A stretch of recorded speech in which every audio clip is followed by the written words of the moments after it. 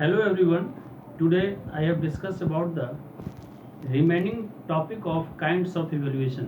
इसके लास्ट के क्लास में मैंने दो एवेल्यूशन के प्रकार में दो एवेल्यूशन के प्रकार की चर्चा की थी। आज मैं जो रिमेनिंग बचे हुए हैं वो दो एवेल्यूशन की चर्चा करूंगा। साथ ही साथ मूल्यांकन के क्या फ़ायदे हैं, लाभ क्या होता है, उसके बारे में बताऊंगा।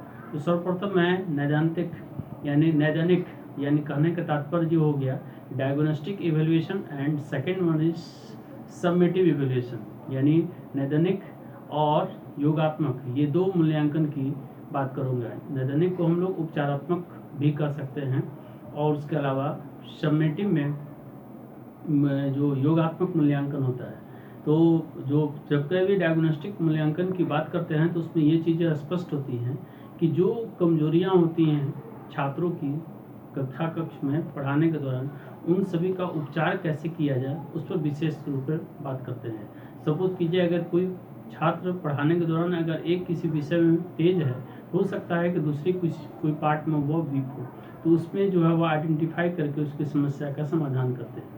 साथ ही जब अगर समेटिव मूल्यांकन की बात करते हैं यानी योगात्मक मूल्यांकन की, तो निश्चित ही यह एक ऐसी प्रक्रिया है जो कि टर्म एंड एग्जामिनेशन में होता है, जिसका कि रिजल्ट या परिणाम प्रभावित होता है या परिणाम को हम लोग दर्शाते हैं छात्रों का, जिससे कि अगले क्लास में प्रमोशन के अंतर्गत वो परिणाम का उपयोग किया जाता है। तो मैं अब आपको इसके विस्तार से बताने जा रहा हूँ। Now, first describing English diagnostic evaluation. It is concerned with identifying the learning difficulties or weakness of pupils during instruction. It tries to locate or discover the specific area of weakness of a pupil in a given course of instruction and also tries to provide remedial measure. When the teacher finds that in spite of the use of various alternative methods, techniques and corrective prescription, the child still faces learning difficulties, he takes recourse to a detailed diagnosis through a specifically designed test called diagnostic test.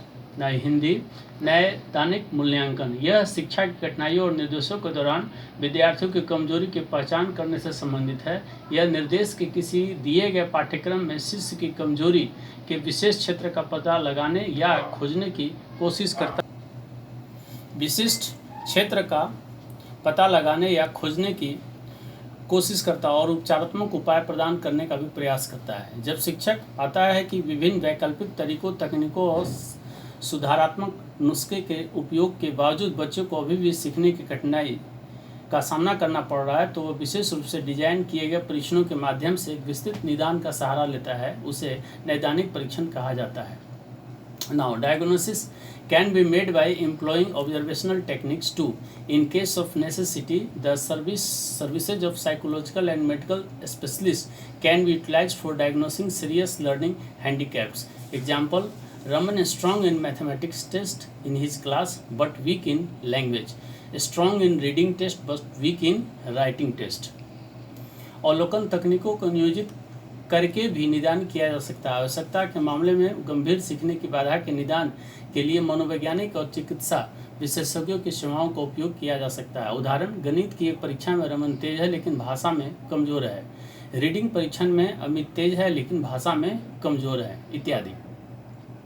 Summative evaluation. Summative evaluation is done at the end of a course of instruction to know to what extent the objective previously fixed have been accomplished. In other words, it is evaluation of pupils' achievement at the end of a course. The main objective of summative evaluation is to assign grades to the pupil.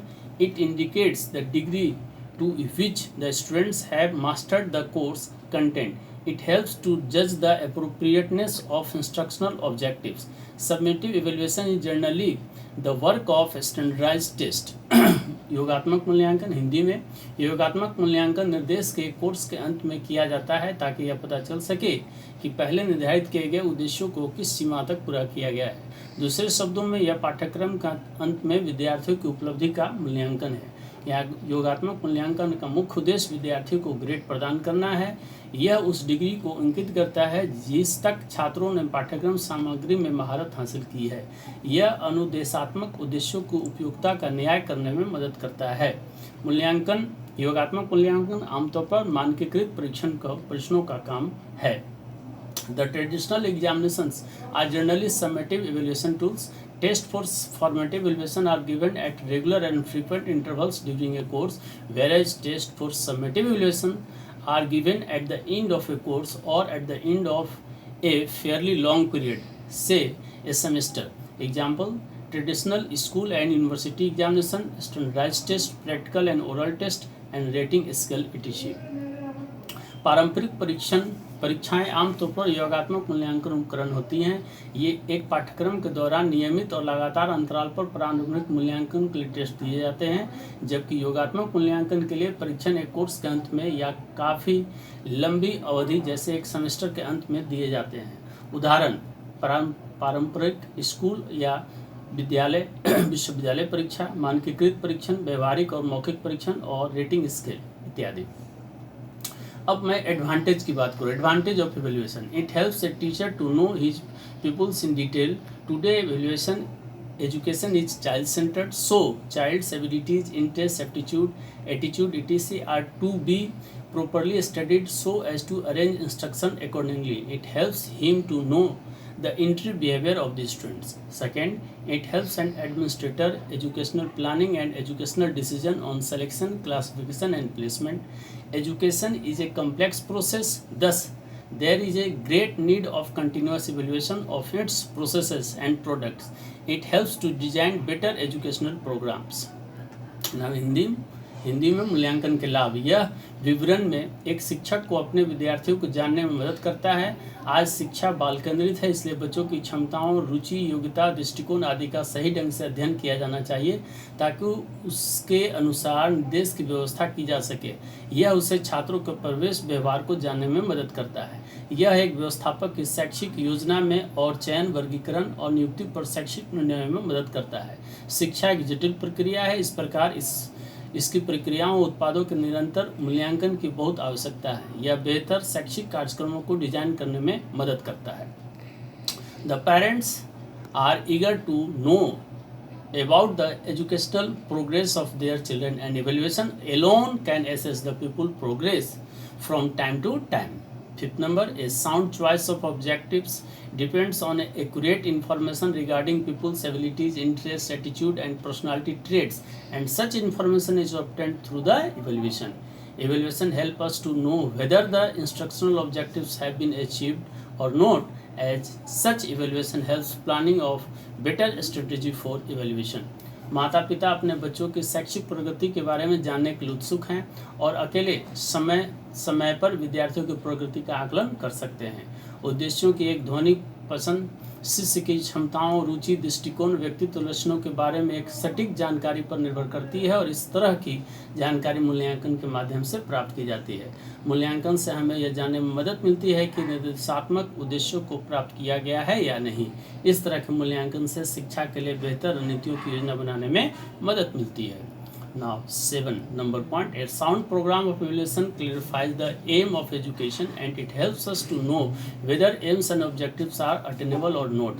Evaluation studies the total child and thus help us to undertake special instructional programs like enrichment programs for the bright and remedial program for backward. It helps a student in encouraging good study habits, in increasing motivation and in developing abilities and skill, in knowing the results of progress and in getting appropriate feedback. It helps us undertake appropriate guidance services. Hindi में मूल्यांकन का एक ध्वनिक कार्यक्रम शिक्षा के उद्देश्यों को स्पष्ट करता है और यह हमें यह जानने में मदद करता है कि उद्देश्य और उद्देश्य प्राप्त है या नहीं, जैसे यह उद्देश्य और उद्देश्यों को सुधार में मदद करता है।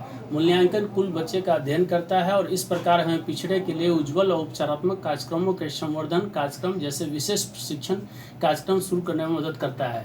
यह एक छात्र के अच्छी अध्ययन की आदतों को प्रोत्साहित करने, प्रेरणा बढ़ाने और क्षमताओं और कौशल को विकसित करने, प्रगति के परिणामों को जानने और उचित प्रतिक्रिया प्राप्त करने में मदद करता है।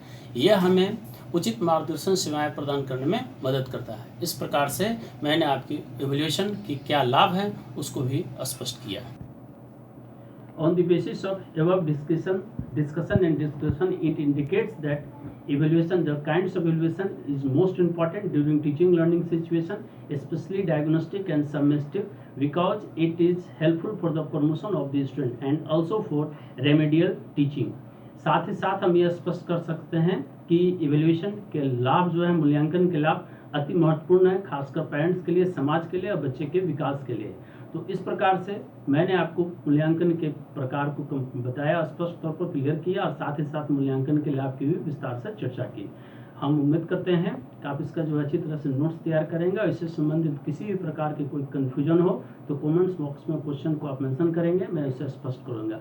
अब मैं लास्ट में आपसे रिक्वेस्ट कर रहा हूँ कि आप इस वीडियो को देखें, पसंद करें, शेयर करें और अगले क्लास में एक नए वीडियो के साथ मिलूंगा। धन्यवाद।